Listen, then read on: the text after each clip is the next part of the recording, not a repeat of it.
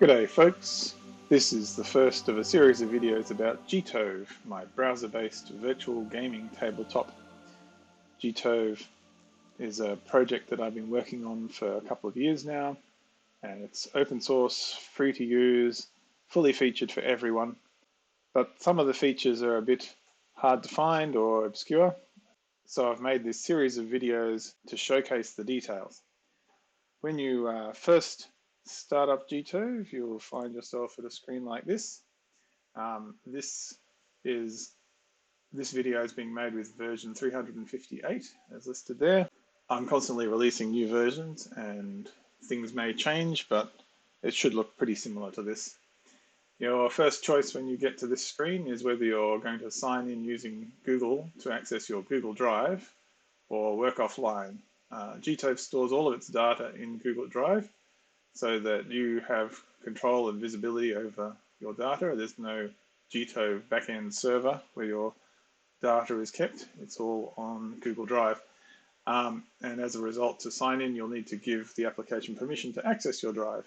So there's also an offline mode if you wish to try that, which is a good way to demo the application or give it a trial run, because it doesn't need any special permissions. It doesn't save anything persistently. Everything is just stored in memory in your browser, and it all goes away when you close the browser tab. So obviously, offline mode is no use for real usage. You can't share a tabletop with your friends and play, or even build up a library of maps and miniatures.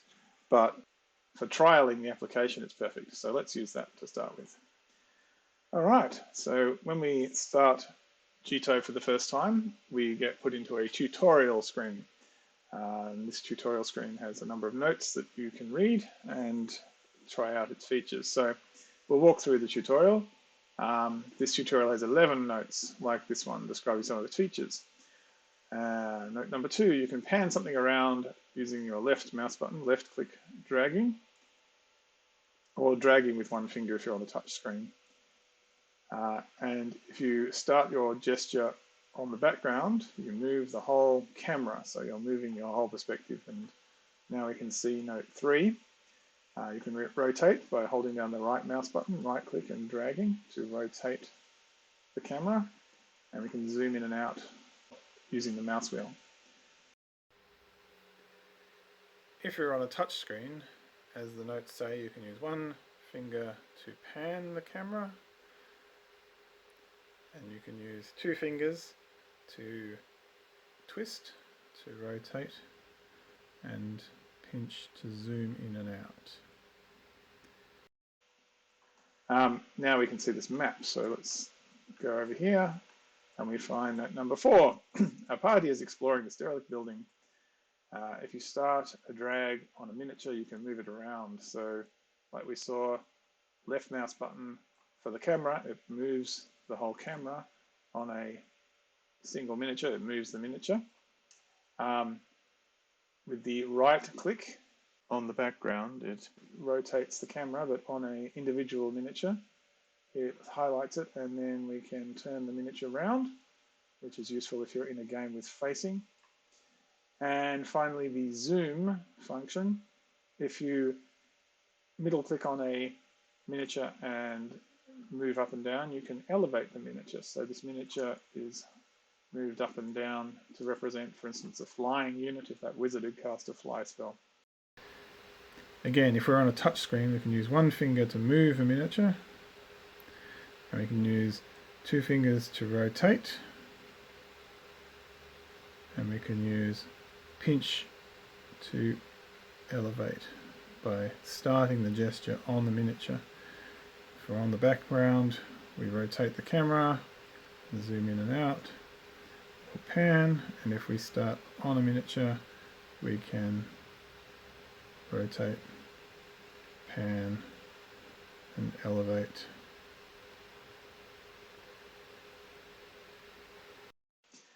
Finally, it says if you rotate your camera to look straight down, miniatures are rendered as flat tokens. So we can see that a circle token, or if it's oblique, then we get the standee All right, note number 5. You can also click on a miniature to get a menu of actions. So if we say go to this ranger, click on it, we get a list of actions. We can change the visibility. We can hide the miniature, and that means it's rendered as transparent like that to represent that it's hidden, or we can show it.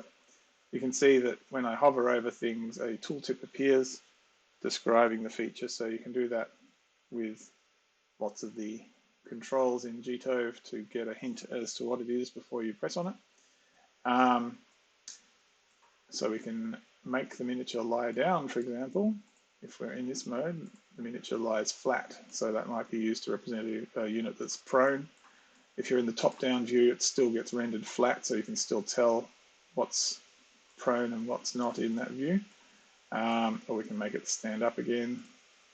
We can make it flat, so it's always a flat token. If it's some sort of furniture or something which we want to decorate our map with, and so on. We can rename things. So you can hover over all of those to see what each of those does. On a touch screen, we can't hover a mouse over a menu item, but we can long press, and it will show you the tooltip for that item. So, note number 6. This building has stairs running up, or at least it has, the picture has stairs going around. So when we set up this tabletop, we created multiple levels. Ensure the menu on the left is open, so if it's closed, you can press this menu symbol to expand it, and then click the button to go up a level. All right, so now we have gone up a level. It's getting a bit crowded in the view here. We can use this slider here to make the text smaller and larger if we wish to, if we've got a lot of text on the screen, or if things are getting crowded, lots of miniatures together, you can change the font size. But yes, we're now at a higher, focused on this higher map. You can see all maps and miniatures at this elevation and lower, so we can now see these skeletons and this map, as well as the miniatures and map down below. If you're focused on the lower level, then higher maps and miniatures are hidden even if we zoom out a long way, just because otherwise it can become very difficult to see what's going on with multiple layers on top. If you zoom up too far, you'll start seeing other things. So everything above your current camera focus level is hidden.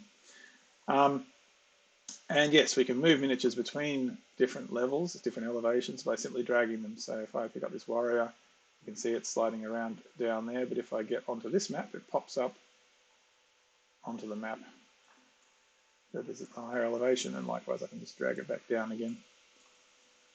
All right, note number 8. The inside of this tower is covered by a fog of war, which conceals the map and any miniatures with the visibility of fog. So you saw before we changed the ranger's visibility between show and hide. There's another option, which is fog. A miniature with a visibility of fog is hidden when it's in the fog of war and becomes visible when it comes out. So, and we can see that because it's opaque when it's out here and translucent when it's in there.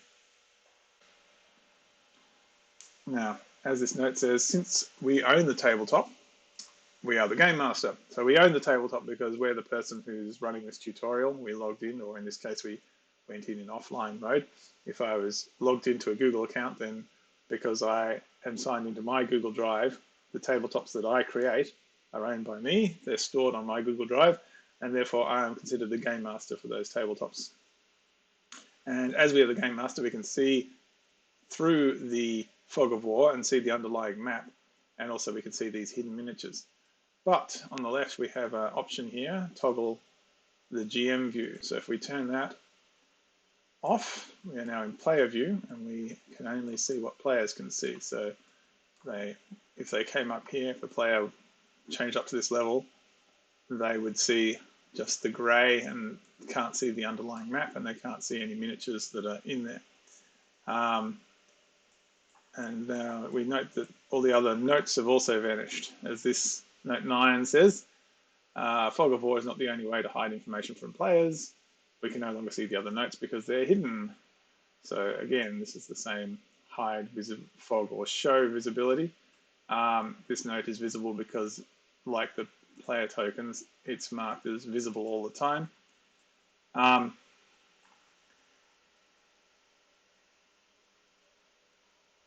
Yes, click on a miniature to change its visibility. Now we can toggle GM view back off again so we can see everything again like the Game Master does. Now that we've got that feature, we can demonstrate the way that the fogged miniatures work. So this miniature is visible because it's out of the Fog of War, and it vanishes for the players when it moves into the Fog of War. Now we can edit the fog. This edit fog button on the left allows us to edit the fog. When we are in this mode, the left mouse button selects a region, and then we can uncover the map. The Fog of War goes away, the miniatures are exposed, and the players can now see what's been uncovered. Since the left mouse button is normally used to pan the camera, and in this mode it's selecting a region on the map, the application puts a handle in the middle of the screen. That's a convenience. If you're working in Fog of War mode and wish to pan the camera, you can start your gesture on that symbol and then you can pan. You start off that symbol, you're selecting a region. Also note you can tap individual squares. You don't have to do the elastic band if you want to. Just fine tune your map cover to do a circular region. For instance, you might cover a region with a square and then fix up the edges to your satisfaction. Yes, and as noted here, if you click on that handle, you get some additional options, including cover all maps, which will cover every map on the tabletop with Fog of War, uncover them all, and finish, which exits the Fog of War mode and is the same as just clicking on this button to toggle that. Okay, and finally, note 11, gTove has many other features. For instance, free move. If free move is toggled off, now movement needs to be confirmed, and how that looks is it remembers where the miniature came from and tells you how many squares the miniature has moved. Now you can actually configure a tabletop so that it can measure that distance in feet, and so that the path that it draws actually follows the grid, but we'll just cover that in a later video. Once the miniature's been moved, it has some additional options in its menu: confirm, cancel, and make waypoint. So if we've accidentally moved a miniature, we can cancel the move. It will go back to where it came from. If it's got some complicated path, like if they go out the door and then immediately turn a corner, we can make a waypoint so that we can describe that movement in a single move, and we can see they've moved 12 squares. Maybe that's what a unit can do or a miniature can do in this game. And once we're happy with the move, we can confirm the move, and now it clears the path. That's now where that miniature is based, and any future move starts from there. In addition, we've got buttons on the left where we can upload maps and miniatures, so we can grab our own images or make our own images and put in our own custom miniatures and maps. These notes around the tabletop were added using templates, which is shapes that you can put down like squares and circles.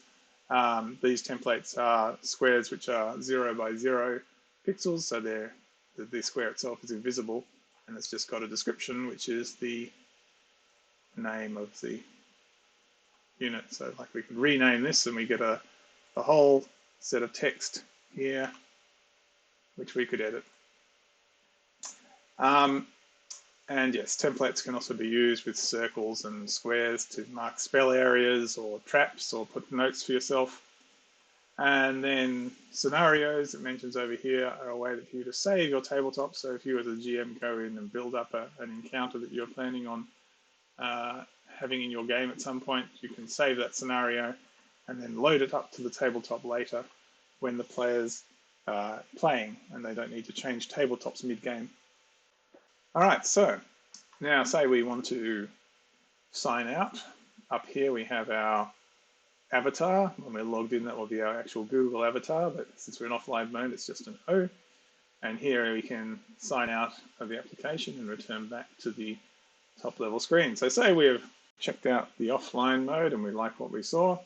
And so we decided to sign in with our Google account and allow the application to have access to our Google Drive so that our files, maps and miniatures will be saved and persistent, and we can play online with our friends.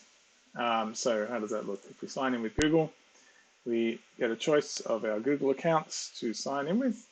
We select the one that we want, and then we get a screen where we are informed that gTove will have access to view and manage Google Drive files and folders that you have opened or created with this app. What that means is that the application only has permission to touch files in your Google Drive which gTove itself created, that you upload using gTove's UI into your Google Drive. So gTove does not have permission to read or modify any of the files that you have created in Google Drive using the Google Drive UI or other applications connected to Google Drive. So it's a pretty modest permission to request, and we're going to allow that. Right, now gTove, as it says here, saves its data in a folder structure created in your Google Drive. It creates one top-level folder called gTove Virtual Gaming Tabletop at the root of your drive, and then everything else it creates goes inside that folder. After it's created, you can rename the top folder and move it elsewhere in your drive, and it'll still find it. So, but don't mess around too much with the files and folders inside that folder. For one thing, you can't upload images directly using the Google Drive UI into the Maps folder, for instance, and have them work, because as previously mentioned, gTove does not have any way to see files that are not added directly through the application. Those files won't appear in gTove because Google Drive won't let it see them. So do everything as much as you can through gTove's UI itself. But yes, gTove has permission to create these things, but it won't do it until you actually click on this. If you are a player and you've signed in using your Google account, you don't see this screen. You go straight to the tabletop, and you don't even need to let gTove create those files and folders in your drive. Players can just use the files that are in the GM's drive, and they don't need to go through this step. But as someone who wants to use the application, I'm going to create the files and folders. Now, obviously, this is a bit slower creating these files and folders in Drive than it was to just create them in memory, where they're instantaneous.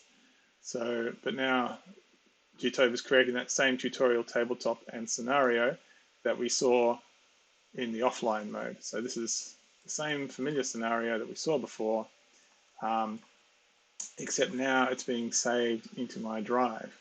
If I change something, if I move the ranger out here, you can see this little icon appears, meaning that there are unsaved changes, and periodically it will save the changes to drive. And now this has persisted that change, and so if I go away and come back again, this is the new state of the tabletop. So that ranger will be out there when I come back tomorrow or whatever. How do players join a game? Well, so here we have a second account logged in, and the GM can use this button to copy the tabletop URL to their clipboard, or they can simply click it up here and copy it, and then share it with the player. If the player navigates to that same URL, and they're signed in to Google, they can now see the tabletop. So initially you saw their view-only mode, the GM is not connected, and that was because the players can look at the tabletop before the GM is connected, but they can't move anything. Now we can see that we're connected. If we move our focus, of course, before, just then, we were looking at those starting notes, but because we're a player and those are hidden, oops, and those are hidden, the player can't see them.